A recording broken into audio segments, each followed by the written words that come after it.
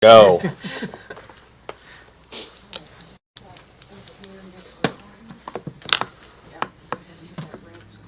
We're good. Okay, so it's past 6 o'clock, so I will call this Area Plan Commission meeting to order. Can we get a roll call of members, please? Jordan Brewer is absent. Grant Muller, Here. Jan Sheets, Here. Walt Minnick, Here. Andy Bailey, Here. Jeff Chenoweth, Here. Chad Colby. Here. Did we all have a minute to look over the last minutes? Any objections or anything? Motion to approve the minutes. Second. Okay. Can we get a roll call vote, please? Grant Muller, Yes. Jan Sheets, Yes. Walt Minnick, Yes. Andy Bailey, Yes. Jeff Chenoweth, Yes. Chad Colby. Abstain. I wasn't Oh, here. perfect. So that's 5-0 passes. Okay, looks like we have no old business. So moving on to our public hearings, looks like we have a filing waiver deadline. I move we waive the deadline. Second. Roll call vote, please. Grant Muller, Yes. Jan Sheets, Yes. Walt Minnick, Yes. Andy Bailey, Yes. Jeff Chenoweth, Yes. Chad Colby. Yes. All right, filing deadline is waived, 6-0. Okay, so moving on to our public hearings, looks like we have one tonight, which is application CC-2025-00024, docket number 01-25-SD. Can you take us through that, Liz, please? I can. This is the application of Tory Blossom. And this is up on the county line, actually. For those of you with the BZA as well, this is going to look kind of familiar because it wasn't that long ago it came to your board. The site is zoned agriculturally, as is everything to the east, south, and west. To the north is Carroll County.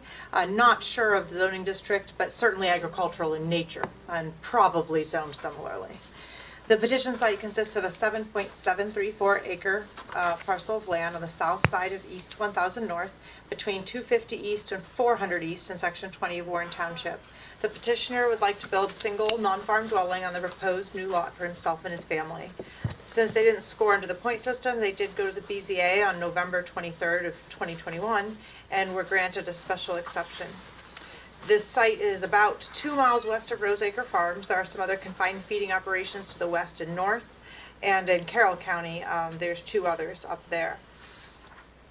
On the second page, there's a map that kind of just shows you where Roseacres is, and then a picture looking from the northeast toward the southeast across this proposed site. So the site is not in any legal watershed. It does have a variety of soils, nothing of particular alarm.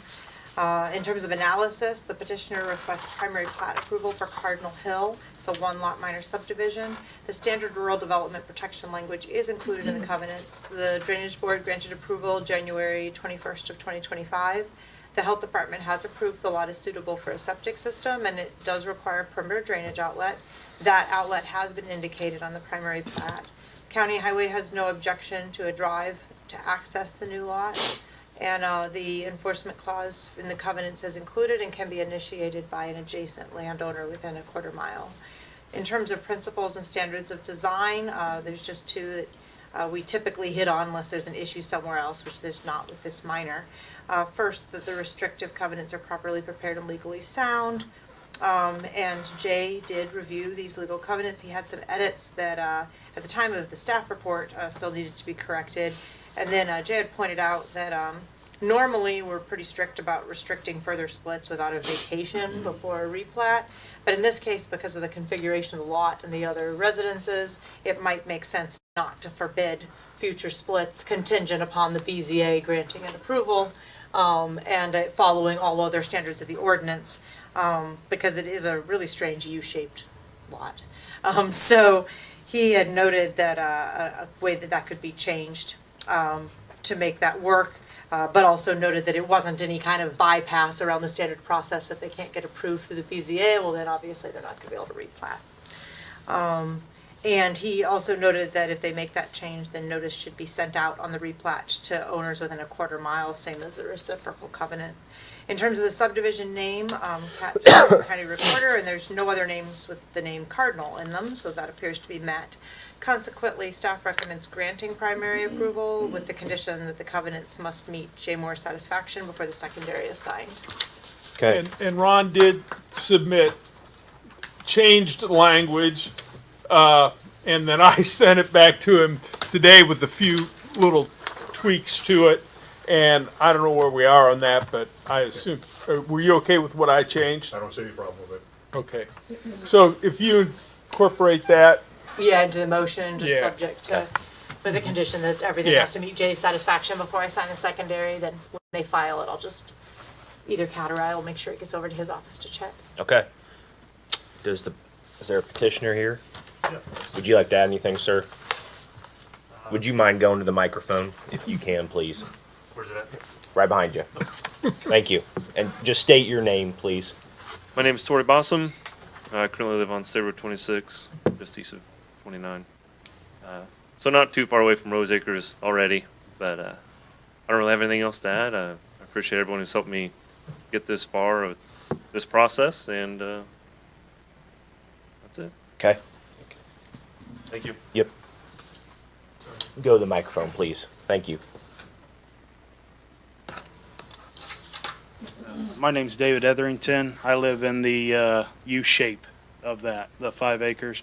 First of all, what do you mean by replatch? I'm sorry, I'm not aware. No, you're all right. So, initially, like right now, he's asking for a subdivision plat for a single lot. So if somebody 50 years from now or whatever decided that because of the configuration of that, they wanted to have a second house, normally if that happened, they would vacate the initial plat and then readopt a whole new plat, because there's typically a clause that says no further subdivision unless you get rid of the first one and start with a whole new one. But in this case, because of the configuration of it, it seemed to make sense to allow just a straight replat, which means it would be filed as an amendment.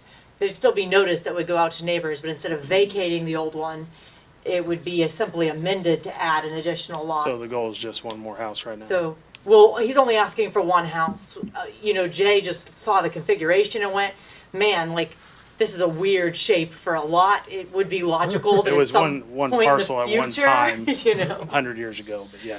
Yeah, so yeah, at some point in the future. My only some- concern today was the flood zone planning, which you talked about. So that was all I was concerned about. But thank you. Okay, cool. Thank you. Anything to add, Ron? No. Okay. Okay. Any discussion from the board or any thoughts moving forward? No, we talked about this at the BZA. I can remember that when I saw this come across, so I don't have a problem with it.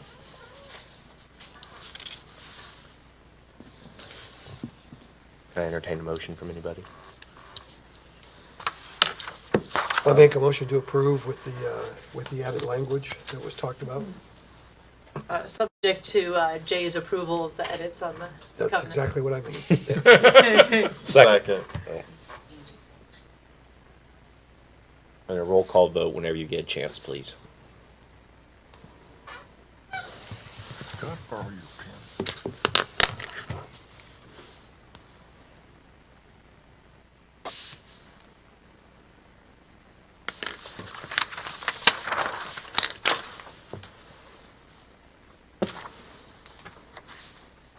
Okay, sorry, that took a second. All right, to approve, Grant Mueller, Yes. Dan Sheets, Yes. Walt Minnick, Yes. Andy Bailey, Yes. Jeff Chanelwit, Yes. and Chad Colby. Yes.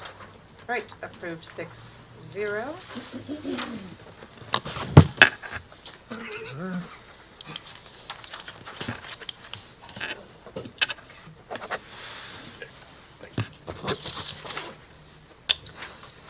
Any new business? And you guys are free to go if you like, or you can stay for the rest of the meeting, whatever you'd want. I don't think we have any new business tonight. Okay. Motion to adjourn.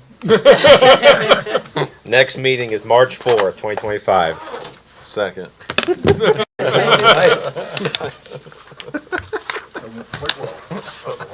Oh, yeah.